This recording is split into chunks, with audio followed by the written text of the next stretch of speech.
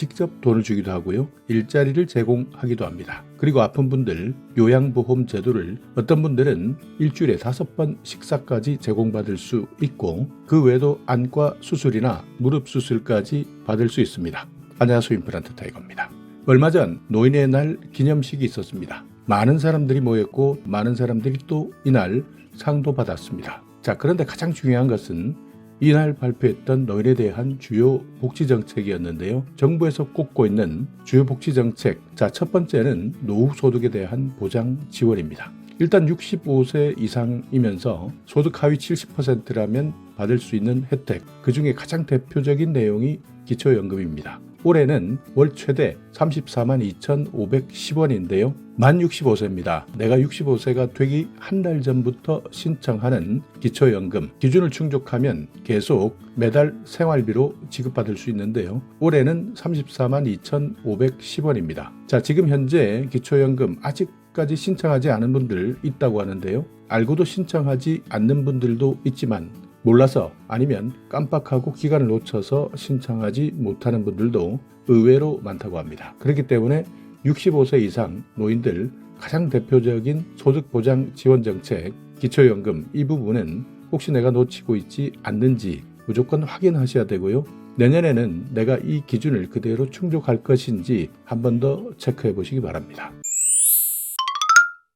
그리고 또 하나 대표적인 지원 정책입니다. 노인 일자리 지원 사업인데요. 이 내용들은 정말 인기가 많습니다. 많은 분들이 일하려는 이유도 있고 돈을 벌려는 이유도 있습니다. 그러니까 실제 소득이 필요한 분들도 노인 일자리 지원 사업을 잘 활용하기도 하고요. 또 어떤 분들은 소득보다는 봉사 차원에서 일하시는 분들도 많습니다. 그래서 어르신들이 더 활기차고 건강한 노후 생활을 영위할 수 있도록 여러 가지 일자리 그리고 사회 활동을 지원하고 있는데요. 올해까지는 총 109만 8천 개였는데 이것이 내년에는 조금 더 늘어납니다. 현재까지는 가장 많은 것은 공익활동형입니다. 69만 2천 개. 대부분 지방자치단체에서 선발하고 운영하고 있는데요. 보통 예산이 확정되는 시기, 그러니까 11월이나 12월 이 정도 되면 공고문이 나갑니다. 그렇기 때문에 만약 내년이라도 노인 일자리 지원 사업 이 부분이 필요하신 분들은 반드시 한 번 더 지방자치단체 홈페이지를 확인해 보시든지 가까운 읍면동 행정복지센터를 방문하셔서 상담 받아보시면 됩니다. 그 외에도 사회서비스형 17만 1,000개 이 부분은 봉사에 가깝다 생각하시면 되고요. 민간형은 23만 5천 개입니다. 이 부분은 정부에서 민간 기업에게 지원해 주는 겁니다. 그러니까 이 돈을 받은 민간 기업에서는 노인들을 채용하면서 경영상의 지원을 받는 겁니다. 그러니까 이 두 가지, 그러니까 직접적으로 돈을 받거나 일자리를 통해서 돈을 받거나 대표적 두 가지 사업은 기초연금 그리고 노인 일자리 지원 사업이다. 꼭 기억해 두셔야 합니다. 또 하나 많은 분들 놓치고 있는 부분들 많습니다. 노인 장기 요양보험 제도입니다. 대부분 건강보험까지는 다 알고 있지만 노인 장기 요양보험 제도 이게 과연 뭐냐 아직까지도 모르시는 분들도 많고 모르기 때문에 활용하지 못하는 분들도 많습니다. 노인 장기 요양보험이라는 것은 일단 나이가 들고 노인이 되면 질병이 찾아오기 마련입니다. 그렇기 때문에 일상생활을 혼자 하는 것은 정말 어려워집니다. 신체 활동뿐만 아니라 가사 활동도 힘들어하는 분들 많습니다. 이런 분들을 지원해 주는 것이 노인 장기 요양 보험 제도인데요. 이렇게 정부에서 노후 생활을 안정시키고 원래 가족이 부담해야 됐던 여러 가지 도움을 정부에서 도와주는 제도, 이것이 노인 장기 요양 보험 제도입니다. 일단 65세 이상이라면 받을 수 있는데 다만 누구나 받을 수 있는 것은 아닙니다. 그 중에서 6개월 이상 스스로 일상생활이 어렵다. 또 65세가 아직 되지 않았다 하더라도 치매나 뇌혈관성 질환 같은 노인성 질병을 앓고 있다면 노인장기요양보험제도 대상이 됩니다. 지난해까지 기준에 인정되는 분들 116만 5천 명이었다고 합니다. 그 중에서 99만 9천 명이 이용하고 있는데요. 노인 스스로가 정보를 모르는 경우가 가장 많고요. 또 이런 아픈 노인들을 모시고 있는 자녀들이 이런 정보를 몰라서 노인장기요양보험 제도를 신청하지 못하는 사람들이 너무나 많습니다. 그렇기 때문에 노인장기요양보험 제도 65세 이상이다. 그 중에서 6개월 이상 스스로 일상생활이 어렵다 생각하시는 분들은 노인장기 요양보험제도, 이 제도 정말 잘 활용하셔야 됩니다. 자, 어떤 혜택을 받을 수 있느냐? 재가급여, 시설급여, 특별현금급여, 이렇게 세 가지인데요. 그러니까 재가급여라는 것은 가정에 머물면서 받을 수 있는 서비스, 이렇게 생각하시면 되고요.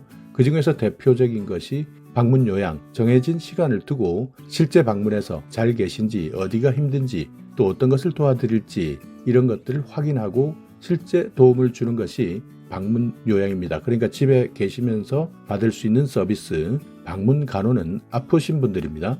간호사가 직접 찾아오는 방문 간호 서비스도 받을 수 있습니다. 또 어떤 분들은 나는 대부분의 생활들은 다 할 수 있겠는데 목욕하는 것이 너무 힘들다 하시는 분들은 방문 목욕 서비스도 받을 수 있습니다. 주야간 보호, 그러니까 최근 데이케어 센터 이렇게 말하기도 하는데요. 주간이나 야간에 보호가 필요하신 분들, 그러니까 일명 노치원이라고 하기도 합니다. 아이들을 유치원에 부모가 잠깐 맡기는 것과 비슷하게 노인들의 유치원 개념이 주야간 보호 개념이다 생각하시면 되고요. 또 하나는 여러 가지 복지 연구 사업도 있습니다. 지팡이도 살 수도 있고요.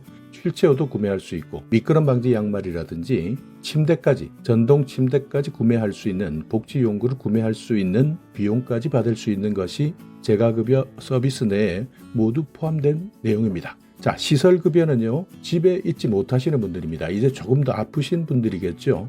이런 분들은 노인요양시설이나 노인요양 공동생활가정에 입소하게 되는데요. 이분들은 조금 더 등급이 높으신 분들입니다. 그렇기 때문에 내가 노인장기 요양보험 제도를 한번 이용하겠다 한다면 일단 먼저 건강보험공단에 신청하셔야 됩니다. 내가 이 기준에 맞느냐, 인정신청이라고 하는데요. 여기에 신청하시면 건강보험공단에서는 조사가 나옵니다. 이분이 진짜 65세 이상이 맞는지부터 6개월 이상 스스로 일상생활이 어려운 분인지 최종 조사를 하고요. 이후에 맞다면 등급 판정을 하게 됩니다.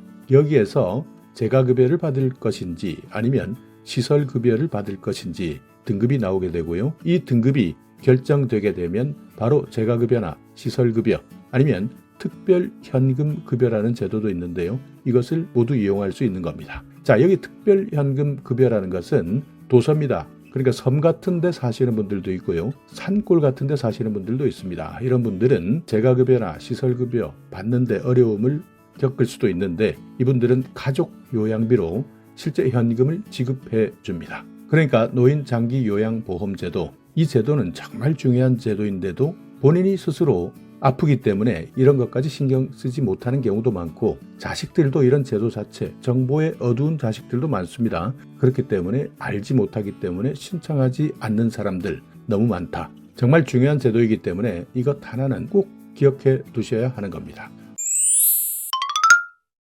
자, 또 하나입니다. 취약 노인 돌봄 서비스도 있습니다. 노인들 중에서도 정말 취약한 노인들이 많습니다. 이렇게 취약한 노인들, 적절한 돌봄 서비스를 받으면 좋지만 그렇지 못한 경우도 있는데요. 이분들에 대한 안전이나 안부도 확인하고 혹시 사회 참여하고 싶다, 고립되어 있다 하는 분들은 사회 참여 지원도 합니다. 여기에다가 생활교육이나 이동에 불편이 있다면 이동 지원도 해드리고요. 또 실제 가사활동 어렵습니다. 삼시세끼 먹는 것도 정말 어려울 때 이때는 가사 지원도 받을 수 있습니다. 자, 또 하나입니다. 응급 안전 안심 서비스입니다. 취약한 노인 가정에 ICT 기기입니다. 그러니까 인터넷으로 무선 감지를 할 수 있도록 해서 이 노인이 실제 건강하게 잘 지내는지를 계속 감지하는 겁니다. 그래서 만약 응급 상황이 오게 되면 바로바로 연락을 해서 상황을 대처할 수 있고요. 또 이런 기기를 통해서 말동무가 될 수도 있고 여러 가지 건강이나 정서적 지원을 받을 수도 있습니다. 기기를 통한 안부 확인이나 응급 상황일 때는 119와 바로 연계시키고요. 노래나 뇌운동, 스트레칭 영상 이런 것들까지도 지원받을 수 있습니다. 자, 또 하나입니다. 노인 자원봉사, 많은 분들, 건강한 분들, 자원봉사를 하시고 싶다 하는 분들 실제 활동할 수 있도록 지원해드리는 사업도 있고요. 경로당에 가면 일주일에 5번 식사를 제공받을 수 있습니다. 현재 단계적으로 확대하고 있는 상황인데요. 등록된 경로당도 있고 등록되지 않은 경로당도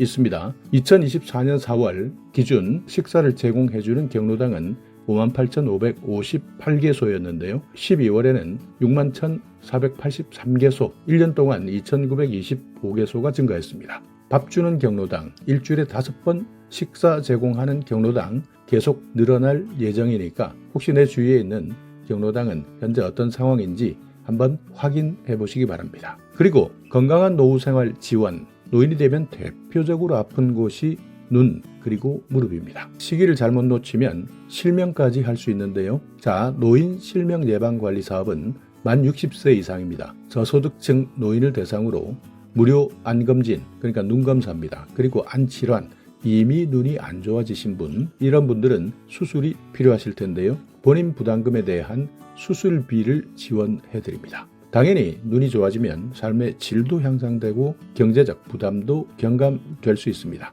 노인 실명 예방 관리 주민센터에 확인하셔도 되고요. 내가 살고 있는 보건소에 문의하셔도 됩니다. 자, 무릎 안 좋으신 분들 만 60세 이상입니다. 저소득 노인인데요. 무릎 관절 이제는 더 이상 못 견디겠다, 수술해야 되겠다 하시는 분들은 어쩔 수 없습니다. 수술하셔야 되는데 이때 본인 부담금이 만만치 않습니다. 정말 부담스럽기 때문에 수술하지 못하거나 기회를 놓치는 분들, 이런 분들은 아예 나중에는 걷지 못하는 경우도 생길 수 있는데요. 이런 분들이 실제 생활할 수 있도록 수술비를 지원해 드립니다. 마찬가지입니다. 본인 부담금을 지원해 주는데 이렇게 수술비를 지원받는 사업 2가지가 있다. 실명 예방 관리 사업에도 지원하실 수도 있고 노인 무릎 관절 수술비도 지원받을 수 있다. 여기까지가 현재까지 정부에서 말하는 대표적인 노인복지 주요 정책입니다. 자, 오늘 영상 여러분께 조금이나마 유익한 정보가 있었다면요. 오늘도 구독 그리고 좋아요 부탁드리겠습니다.